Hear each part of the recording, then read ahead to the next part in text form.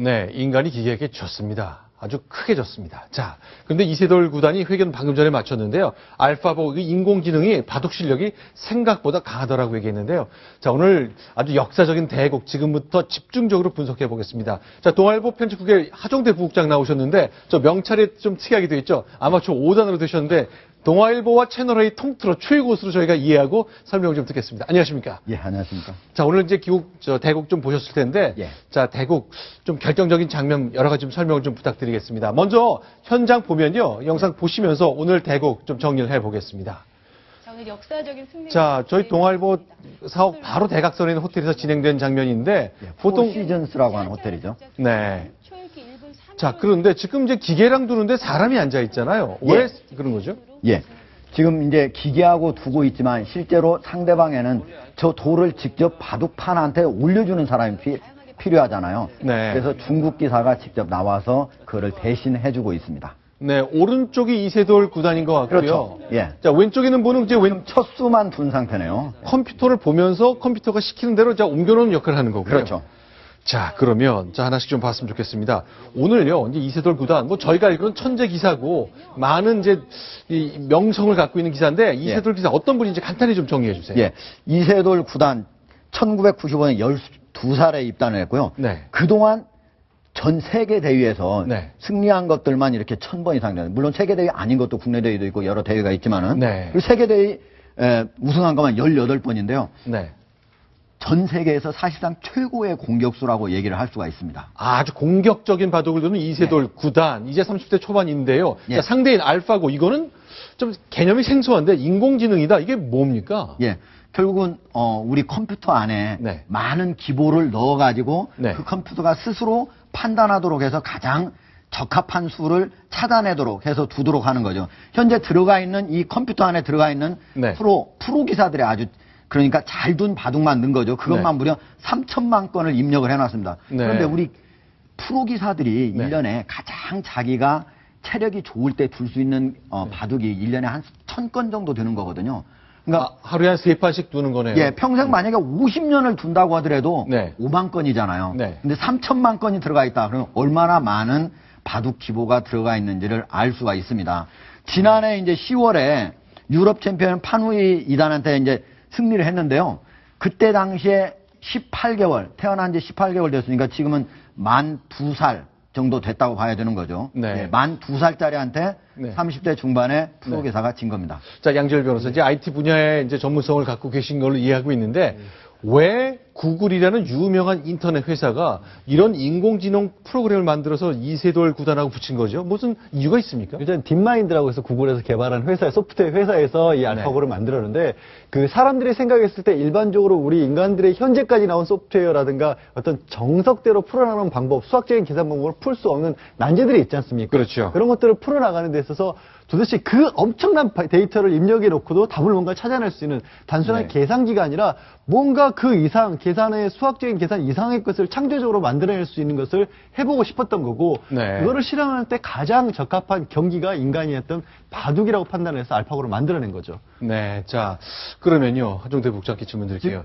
화면에 나오고 있는 자리가 초반 지금 국면인데요. 네, 화면을. 지금 저기에서 화면을 한번 보여주시겠습니까? 네. 지금 오른쪽에 네. 가장 오른쪽 하단에서 그 우변측에 있는 두 번째 그 돌이 저게 네. 이제 7번째 돌인데 네. 거기가 사실은 지금 많이 진행은 됐지만 7번째 돌이 네. 이세돌 구단이 네. 알파고를 상대로 한번 시험 삼아 해보기 위해서 네. 새롭게 신수를 한번 부어본 겁니다. 아, 그리고 초반에서 전투를 세게 시작을 했는데 네. 알파고가 생각보다 전투력이 상당히 셌습니다. 자, 그러니까 바둑 돈지 2년 됐고요. 3천만 건 정도를 다 입력한 다음에 세계 최고 수들은 평균적으로 요럴 땐 요런 수를 두더라고 계산을 잘 둔 다음에 두는 거잖아요. 예. 아, 그런데 이세돌 구단이 제가 보기에는 미처 생각하지 못했던 게 알파고가 오늘 새롭게 알파고가 얼마나 실력이 뛰어난 사람인가 이거를 알 수 있었던 거는 뭐냐면 네. 알파고가 약간 불리하다고 생각하면은 네. 자기가 승부수를 띄우는 겁니다. 알파고 스스로요? 예, 그게 이번에 102번째 수였는데요. 네. 오른쪽 네. 변에서 있었던 건데 그것이 아주 승부수였고요. 만약에 유리하다고 판단하면 네. 약간 이렇게만 가더라도 무조건 0.5집이라도 이긴다. 그러면 약간 완착을 두긴 하는데 네. 이번에 항상 어려웠을 때 0.5집 또는 한 집이라도 진다고 하면 승부수를 띄우고 네. 만약에 이긴다고 하면 그 수대로 그대로 가는 데에서 네. 보통 프로기사들은 반집이나 한집 네. 이 좀 불안하거든요. 그렇죠. 근데 아주 최고의 기사만 0.5집도 중반 이후에 가면 이 정도면 내가 0.5집 이길 수 있다. 그런데 그 부분에 있어서 네. 알파고가 보통의 프로기사들보다 더 높은 지능을 가졌다. 이렇게 볼 수가 있습니다. 그 감정 판단, 그 조절한다는 것이 사람 불가능한 수준인데 일단 알파고는 그걸 달성했습니다. 과연 기계와 처음 상대를 해본 우리의 최고수 이세돌 구단 오늘 게임을 마친 다음에 이제 진 직후인데 뭐라고 얘기를 했을까요? 들어보겠습니다. 일단 너무 놀랬고요. 사실 뭐 진다고 생각을 안 했는데 이렇게 해서 너무 놀랬고 초반에 실패가 끝까지 이어지지 않았나 싶고요. 완벽하게 바둑을 둘 줄 몰라가지고요. 정말 놀랬고 이렇게 알파고를 만든 이 두 분 또 나머지 프로그래머들께도 정말 깊은 존경심을 전하겠습니다. 아마도 네. 이세돌 구단이 저렇게 너무 놀랬고 속에는 네. 내가 알파고가 이 정도까지 과연 알까? 네. 실험을 해본 거에서 예상보다도 네. 아주 정확하게 대응을 했다. 이런 부분 때문에 그럴 겁니다. 중반에 네. 승부수가 있었지만 약간 우세한 적이 있었거든요. 실수도 네. 있어가지고. 네. 근데 거기서 127번하고 129번이 있었는데 네. 거기서 쉽게 이길 수 있는 방법이 이세돌 구단에게도 약간 있었는데 네. 거기에서 좀 무리를 한 측면이 있었습니다. 자, 근데 대체로 좀 화면을 보면요. 화면 아래쪽에서 좀 나오는데요. 근데 하얀 돌도 그대로 있고 까만 돌도 그대로 조금 더 있는데. 진행이 됐어야 되는데 네. 이 오른쪽 하변에 화점에 둔 거기에서 네. 저기 날일자로 걸친 백을 네. 제압하는 자리에서 왼쪽에 있는 엄청나게 많은 그 백도를 한꺼번에 네. 잡으려고 하는 게 아마도 이세돌 구단의 생각이었지 않나. 네. 만약에 오른쪽 하변에서 충분히 그냥 집을 냈더라면은 네. 이쪽에서 만약에 네. 집을 충분히 여기에 붙이고 그 다음에 여기서 제끼자 네. 일로 올라섰거든요. 네. 근데 그러지 않고 그냥 여기를 막았다든지 그렇게 했더라면은 네. 그리 어렵지 않게 이길 수도 있을 것으로. 요 돌을 예상합니다. 바탕으로 이쪽을 통째로 먹으려다 일단 그렇죠. 실패한 이 돌을 거죠. 전체적으로 한번 공격을 해볼까 네. 하는 생각이 있었던 거죠. 자, 생각보다 강했다. 나처럼 공격적으로 바둑을 두는 사람도 좀 의외의 상황을 봤다는 건데요. 양지열 변호사께 질문 드릴게요. 이 알파고 단점도 있을 거 아닙니까? 기계라고 완벽할 수는 없는데 뭡니까 그게? 굳이 단점을 찾는다면요. 네. 알파고를 비교를 들자면 네. 알파고는 실전 고수입니다. 그러니까 이세돌 구단 같은 경우 구단이라는 이유가 뭐냐면 뭔가 체계적인 정석을 쌓아온 고수라는 것인데 알파고는 3천만 건을 쭉 이렇게 쌓아 올리다 보니까 누적된 지식을 가지고 있는 거거든요. 그렇죠. 그래서 오히려 이세돌 구단 같은 경우 유명한 게 네. 변칙수와 공격수에서 굉장히 다양한 어떤 것을 구사한다 그러는데 네. 그게 알파고에는 오히려 치명적으로 약한 약점이 됐던 거예요. 아. 오히려 정석대로 밀고 가는 작전이 있었다면 네. 허국장님이 지적하신 것처럼 승기를 잡을 수도 있었을 텐데 네. 변칙수로 승부를 계속 걸면 알파고한테 저는 계속해서 지름률이 더 높다고 봅니다. 자, 일단요, 게임을 시작하기 전에 이제 5번 두거든요. 저희가 잠시 후에 일정을 보여드릴 건데요. 5번을 두는데, 자, 내가 5대0 또는 4대1쯤 이길 것 같다 그랬거든요. 그런데 예상은 보기 좋게 빗나갔습니다. 자, 게임 전에 했었던 대국전의 이세돌 구단의 생각 들어보겠습니다. 10월 달에 두어진 그 파누이 2단연을 그 대국은 저한테 이렇게 승부를 논할 정도의 그런 기력은 아니었습니다. 방심은 하지 않겠습니다만 그래도 시간적인 한계가 있기 때문에 제 생각에는 뭐 이것이 3대2 뭐 이런 승부는 아닐 것 같고요. 한 판을 지느냐, 5대0이냐, 4대1이냐 뭐 이런 정도의 승부로 지금 예측하고 있습니다. 네, 이제 5번 대국인데 오늘 첫날이었죠. 예. 오늘 지금 말하는 네. 그런 네. 이세돌 구단의 목소리 약간 떨리잖아요. 예, 가늘게 떨리는 게 좀 느껴지네요. 예. 네. 사실은 이세돌 구단이 아무리 큰 세계 대회가 있어도 절대 네. 떠는 사람이 아니거든요. 네. 근데 이번에 저 바둑을 앞두고는 약간 긴장한 모습도 보였습니다. 네. 자, 그러니까 오늘 하고요. 목요일, 토요일, 일요일, 화요일까지 5번을 다 두게 되는데 예. 이세돌 구단이 검은 돌, 흰 돌, 검은 돌, 흰 돌 잡고 그러네요. 예, 그렇죠. 오늘 이제 처음에 바둑을 둘 때는 네. 덤이 흙을 잡는 사람이 네. 상대방한테 7집 반을 내주게 됩니다. 이걸 덤이라고 그러는데. 7집 반을 먼저 접어주고 가는 예, 거예요. 그렇죠. 그런데도 오히려 흙을 잡는 것이 유리하다고 판단하기 때문에 네. 오늘 돌을 가렸을 때 네. 이세돌 구단이 맞췄거든요. 네. 그래서 나는 흙을 잡겠다 해서 흙을 잡은 거고 그렇게 되면은 흙이 먼저 두는 겁니까? 그렇죠. 먼저 두는 게 그렇게 유리한가 예. 보죠? 아. 오히려 7집 반을 두더라도 0.1집이나 0.2집 조금 더 유리하다고 보는 거죠. 아하. 예. 네. 그래서 흙을 먼저 잡고 그러면 다음에는 100, 그 다음 흙, 그다음 100인데 마지막은 이제 또 하나가 나오면 다시 돌을 가려야 되는 거죠. 네, 이남희 차장. 자, 이 숫자가 좀 저희가 나와 있는데 5번을 다 두는데 3판 이상 이기게 되면 상금이 이렇게 많이 주어지네요. 네, 100만 달러 이제 한국 돈으로 하면은 거의 뭐 12억 원이 네. 넘는 돈입니다. 네. 이렇게 많은 돈을 거는 데는요, 구글이 네. 이유가 있는 것이요. 뭐 오늘도 엄청나게 많은 분들이 시청을 하셨는데 네. 구글 같은 경우 이렇게 상금을 내걸고 뭐 상금 이상 저희가 전문가들한테 물어봤는데 네. 정말 이제 측정할 수 없는 정도의 마케팅 효과가 있다. 이런 평가들이 많습니다. 예. 네. 이세돌 구단 같은 경우에는 상금만 100만 달러지만 네. 대국료가 한 판당 2만 달러거든요. 네. 근데 5판 다 두도록 돼 있으니까 10만 달러를 더 받는 거고요. 1억 2천만 원을 예. 추가로 받는 거고. 일단 첫 판은 졌으니까 앞으로 4판을 다 이긴다. 그러면 122만 달러를 받을 수 있는 거죠. 자, 지금 저 화면은요, 이세돌 구단이 딸하고 손을 잡고 있는 게 딸이 맞죠? 네, 같이 들어온 장면입니다. 좀 긴장된 모습 보이긴 하네요.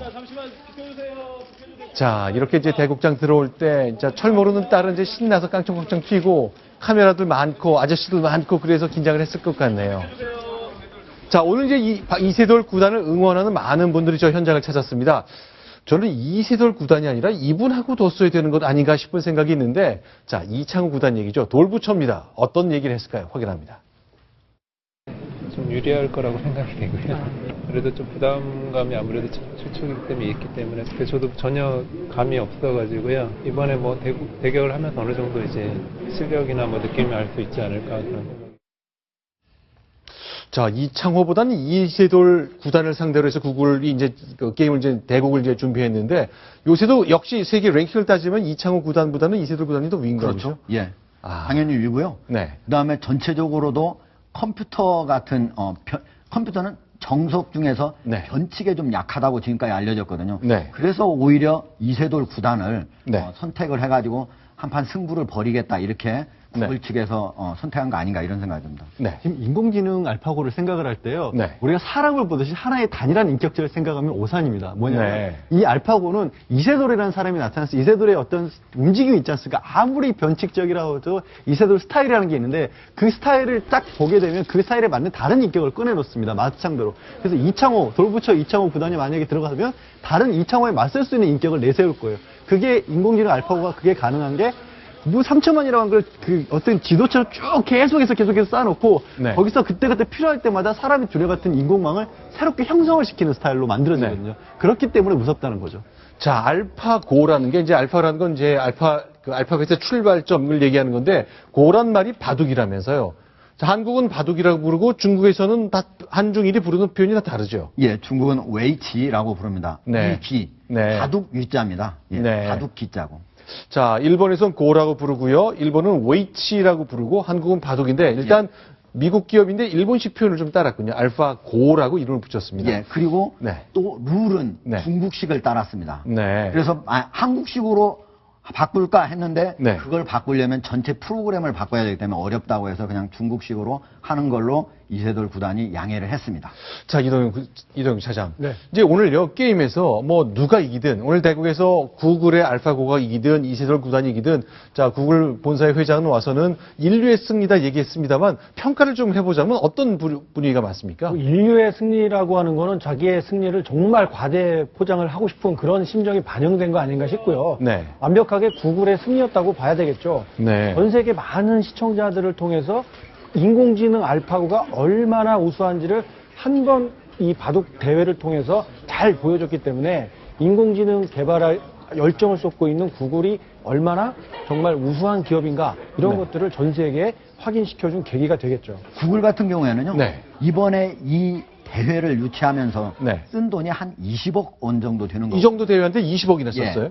예, 왜냐면 상금만도 벌써 아, 그렇죠. 예, 14억 원 14억이 정도 되고, 가까이 예. 되니까요. 네. 그런데 실제로 홍보 효과는 전문가들에 따르면 한 1,000억 원 정도 네. 이렇게 된다고 하고 네. 이거를 발표한 날 이미 구글의 주가가 오른 것만 1조 원 이상입니다. 아니요, 오늘 이 게임 발표한다고 주가가 1조 원이 올랐어요? 예, 그렇기 때문에 네. 구글로서는 엄청난 홍보 효과를 갖게 됐다 이렇게 말씀을 드릴 수 있습니다. 자, 지금 보시는 장면은 영화 인공지능을 얘기하는 AI.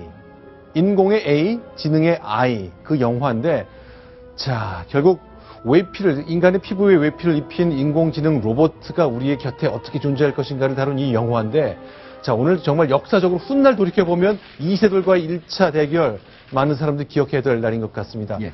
왜 인공지능을 바둑에다가 처음 적용했을까? 네. 이런 부분 좀 궁금해 하실 텐데요. 그렇죠. 바둑이 인공지능을 발전시키는 데서 그리고 테스트해보는 데 있어서 가장 적합한 것이라고 합니다. 왜냐하면 네. 바둑의 수는요. 네.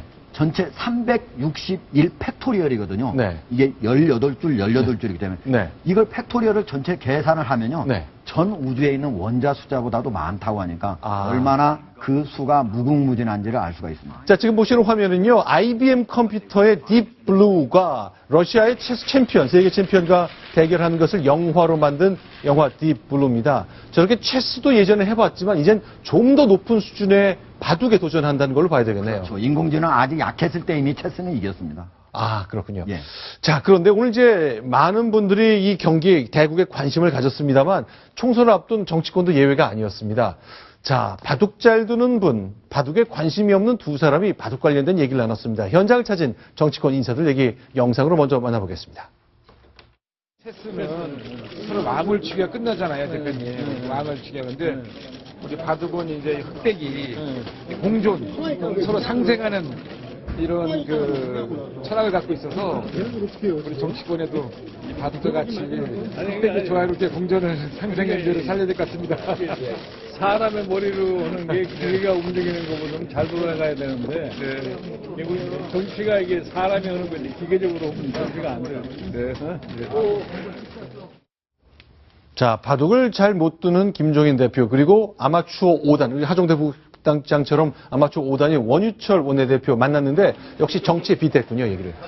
예, 원유철 원내대표는 실제로 진짜 바둑을 잘 둡니다. 네. 그리고 국회 그 바둑 또 회장 의원들 그 모임에 네. 회장도 맡고 그랬는데 지금 보면은 상당히 그 국민적 관심이 집중된, 아니 네. 더 나아가서 지금 세계의 관심이 집중된 저런 자리니까 사실 정치인들도 많은 관심을 갖고 모여드는 것은 뭐 자연스러운 일인데요. 네. 상당 부분 그 아전인수와 견강부회가 네. 지금 정치 상황에 맞게 네. 자신들의 그 이해관계에 맞게 이렇게 채색해서 그 발언하는 것이 좀 눈에 띄네요. 네. 그런데 네. 지금 새누리당의 원유철 대표가 원내대표가 네. 바둑의 저 원리가 네. 조화라고 했잖아요. 그렇죠. 역시 바둑을 잘 두는 사람이라 제대로 파악을 한 것 같아요. 아하. 그냥 보면은 바둑이 흑과 백이 어떻게 보면 건곤일척 전체 땅을 두고 아주 치열한 싸움을 벌이는 것 같거든요. 그렇죠. 그런데 진짜로 이기려면 어떻게 해야 되느냐? 거기에서 상대와의 조화를 추구할 때만 이길 수가 있습니다. 자기가 네. 많이 이기려고 하잖아요. 네. 결국은 지게 됩니다. 그거를 정확하게 원유철 대표가 얘기를 한 겁니다. 자, 이제 고수다운 평가를 내놨다고 할 수 있겠는데요. 자, 이제 대국이 열리는 광원 내거리 경기장 말고요. 대학로를 찾은 정치인이 있습니다. 아마추어 2단의 경지에 오른 정치인인데 누굴까요? 역시 보겠습니다. 처음 제가 바둑 배운 게 대학교 2학년 때입니다. 제일 먼저 했던 일이 서점에 가서 바둑 책들 구하는 일이었습니다. 1년 만에 아마도 그 당시에 아마 2단 정도 수준까지 올라갈 수 있었는데요. 책 보고 학습했던 것이 당장은 아닌데 결국은 빨리 실력이 느는데 굉장히 도움이 많이 됐다. 예, 이야기를 들어보니까요. 네. 빠르게 학습을 해서 진짜 1년 만에 아마 2단 수준이 올라가려면은 네. 엄청난 그 타고난 재질 아니면은 후천적인 노력이 있어야 되는데 네. 안철수 의원이 본인이 밝혔듯이 엄청난 많은 양의 책을 통해서 학습을 통해서 빠르게 네. 어느 경지에 오를 수 있었다. 이런 점을 강조하고 있는데요. 근데 본인은 아마 답답하겠죠. 정치에서는 아무리 공부를 해도 그렇게 빨리 경지에 오르기가 어렵다. 이런 점을 요즘 뼈저리게 느끼지 않겠습니까? 안철수 네. 대표 같은 경우에 저거 네. 머리가 진짜 좋은 겁니다. 제가 네. 지금까지 제 50이 넘은 이 네. 나이까지 네. 전체 둔 바둑이 제가 줄 잡아서 10,000판은 넘거든요. 1만 판이요? 예. 근데 만약에 이거를 사람들한테 물어봤는데요. 만약에 고시 공부를 했으면 네. 적어도 사시 하나하고도 다른 거 한두 개 더 합격했을 그런 시간이라고 그러더라고요. 그런데 네. 1년 동안에 저 정도 아마 2단까지 올라가려면 적어도 2,000판은 둬야 된다. 네. 2,000판 두지 않고 저기까지 올라왔다면 진짜 머리가 좋은 거다. 이렇게. 그런데 문제는 자, 입문 1년 만에 2단 됐으니까 정치 입문 1년 만에 재선 의원 한 것 같은 내용을 난 쌓았다 그 뜻으로 비유할 수 있을 것 같은데 정치는 현실 정치는 그렇지 않잖아요. 근데 이게 저런 자세가 이제 안철수 의원의 장점이자 저는 한계라고 보는데요. 아, 왜 그렇죠? 예, 지금 어떤 바둑을 배울 때 네. 책부터 갖다 놓고 네. 그것을 1년 안에 아마 2단까지 올라가는 건 놀라운 성장 속도지만 네. 중요한 것은 우리가 의학에서도 마찬가지지만 훌륭한 의사는 충분한 임상 실험과 실전을 거쳐서 네. 노련한 의사가 되는 거 아닙니까? 네. 근데 안철수 의원 정치 데뷔에서 첫 마디가 그 수영도 네. 원리에서 수영장이나 큰 바다에서나 원리는 같다. 네. 라고 하는 어떤 책에서 보면 원리는 같죠. 그리고 빨리 머리 좋은 사람은 빨리 파악하죠. 그러나 그 수많은 풍랑과 바위와 그 고비가 있다라는 것은 실전을 겪지 않으면 그 고비를 넘을 수 없는데 본인이 내걸었던 새정치와 정치개혁 그리고 공천과 관련해서 현재 당내에서 딜레마에 처해 있는 이런 부분도 네. 너무 그 어떤 그 원리를 쉽게 생각하고 네. 오는 데서 오는 어떤 본인의 한계 네. 이런 부분 아닌가 좀 그런 생각이 좀 듭니다. 자, 그렇죠. 이제 책으로 돌파할 수 있는 것은 정치는 아닌 것 같은데 어쨌건 안철수 대표가 지금 고전 중이지만 이제 용트림하고 있는 거거든요. 과연 어떻게 돌파할지 많은 사람들이 지켜보고 있는데 바둑의 얘기를 해줬는데 정치인 안철수의 모습과 아마추어 바둑 기사 안철수의 모습 좀 비슷한 면이 좀 보이는 것 같네요. 네. 자, 그런데 이렇게 정치인들이 이 현장 오늘 많이 찾았거든요. 이유가 다 있습니다. 요즘요, 바둑이라는 게 굉장히 20세기적 문화, 19세기적 문화라고 생각할지 모르겠지만 요새 드라마마다 바둑이 등장하는 게 굉장히 많습니다. 자, 이남희 차장도 많이 드라마 관심 있게 보셨을 것 같은데 유난히 드라마가 네. 미생이, 죄송합니다. 바둑이 네. 많이 등장하네요. 안철수 대표랑 저 그 미생을 정말 재미있게 봤다. 만화책으로 미생을 재미있게 봤다. 안 대표도 사석에서 기자들에게 그런 얘기를 많이 한 적이 있는데요. 그 만화를 주제로 모티브로 했던 미생이라는 드라마도 히트를 했고요. 지금은 박보검 분이 이제 최택이라고 해요. 최택서범 분에서 바로 바둑 기사로 분해서 바둑에 관심이 없던 젊은 층까지 바둑에 되게 열광하게 되는 어떤 계기가 되기도 했습니다. 자, 그러면요. 그런데 사실은 족대 같은 경우에는 직접 상대가 있어야만 줄 수 있잖아요. 그렇죠. 밖에 나가서 보이기 때문에 바둑인과 상당히 젖대 더 많지 않았을까 생각을 하지만 지금은 인터넷 바둑이 아주 활발하게 이루어지기 때문에 실제로 자기 혼자 컴퓨터하고 두는 그런 애기가들 상당히 많습니다. 이것도 좀 영합주의입니까? 뭡니까? 자, 뭐 이게 직접 연관이 되는지는 모르겠습니다만 조훈현 구단이 정치를 시작한다? 이런 가능성이 굉장히 거론이 많이 되고 있군요. 예, 지금 공식 발표만 되지 않았지 사실상 조은현 구단이 새누리당 비례대표로 등록 신청을 하는 게 거의 기정사실화된 것으로 알려지고 있습니다. 네. 부인인 정미아 씨가 오늘 이렇게 공식적인 이야기를 내놓긴 했는데요. 네. 아마도 그때 가서 결정할 것이다라는 것은 아직 공식 발표가 되지 않았기 때문에 저런 좀 약간 유예적인 표현을 쓴 것이지 사실상 정치권에서는 이미 결정이 다 된 것으로 보고 있습니다. 자, 조치훈, 조훈현 어린 시절 많은 분들이 이제 수십 년 전부터 우리의 프로 기사로 일본에 건너가서 활약했던 걸 기억하고 있는데 어쨌건 원유철 원내대표 인연 때문에 정치를 시작할 비례대표 출마 선언을 할 것으로 얘기가 되고 있습니다. 그런데 이렇게 이제 정치권에 바둑 두는 분들이 이제 뭐 어제 오늘 일은 아니잖아요. 그런데 삼김 시대에도 바둑이 굉장히 이야기거리를 많이 낳고 있군요. 예. 지금 이제 김종필 전 자민련 총재, 명예총재 같은 경우에는요. 바둑이 한 3급 정도 된다고 그래요. 우리 동아일보에 그 자민련을 출입했던 그 선배 기자한테 들었는데 실제로는 한 3급 좀 안 되는데도 3급이라고 해가지고 많이 져줬다고 그럽니다. 근데 질 때마다 돈을 이렇게 어떻게 보면은 그걸로 이렇게 주기도 이렇게 했다는데 지금 저 사진에 나오는 거는 60년대 말에 공화당 당의장을 하다가 사인방에 밀려가지고 잠시 그만뒀을 때 부산 해운대에서 담배를 현재 물고 바둑을 두는 장면입니다. 거기에 지금 어떤 장면인지 잘 알 수는 없지만 선글라스에 보면 바둑을 두고 있는 장면이라는 걸 알 수가 있죠. 그죠? 선글라스에 비친 것이 장면입니다. 바둑판이 비춰질 정도로 이제 깊이 생각에 빠진 저 모습인데 아주 JP의 바둑 사랑을 상징적으로 보여주는 장면이네요. 그렇죠. 기자들 시간만 나면 오라고 해가지고 바둑을 뒀다고 합니다. 자, DJ는 어떻습니까? 이다음에 김대중 전 대통령은요, 바둑 싫어했습니다. 왜냐면요, 시간이 많이 뺏긴다는 이유였습니다. 그래서 네. 야당 총재 시절에 어디 그 의원회관에 불이 켜져 있어서 저 의원 늦게까지 일하나 물어봤더니 아닙니다. 바둑을 둡니다. 라는 설명을 듣고 네. 그 의원이 후에 공천을 못 받았다는 후문이 들릴 정도로 시간이 많이 뺏기기 때문에 아하. 바둑을 싫어했다. 이런